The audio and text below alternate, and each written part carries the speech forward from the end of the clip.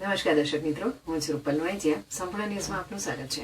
ડીસાના ધરપડા મુકામે ઠાકોર સમાજના ઈશ્વરજી ઠાકોરે પોતાની દીકરીઓના લગ્ન પ્રસંગે સમાજના નવા બંધારણનું પાલન કરીને એક આદર્શ ઉદાહરણ પૂરું પાડ્યું છે. આ લગ્ન સમારોહમાં બિનજરૂરી ખર્ચ અને ભવ્ય દેખાડા ટાળીને સાદગી અને સંસ્કારિતાને પ્રાધાન્ય આપવામાં આવ્યું હતું. ઉત્તર ગુજરાત ઠાકોર સમાજના મહાસંમેલનમાં કુરિવાજો દૂર કરવા માટે ઘડાયેલા 16 મુદ્દાનું નવા બંધારણનું અહીં સંપૂર્ણ પાલન થયું હતું.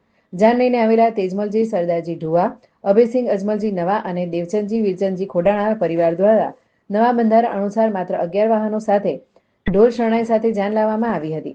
દીકરીઓની વિદાય પણ અત્યંત સાદગી અને સંસ્કાર સાથે કરવામાં આવી હતી. ભવ્ય દેખાડા અને બિનજરૂરી ખર્ચ વગર લગ્ન સંપન્ન થતા સમાજ માટે એક ઉત્તમ ઉદાહરણ પૂરું પાડવામાં આવ્યું હતું.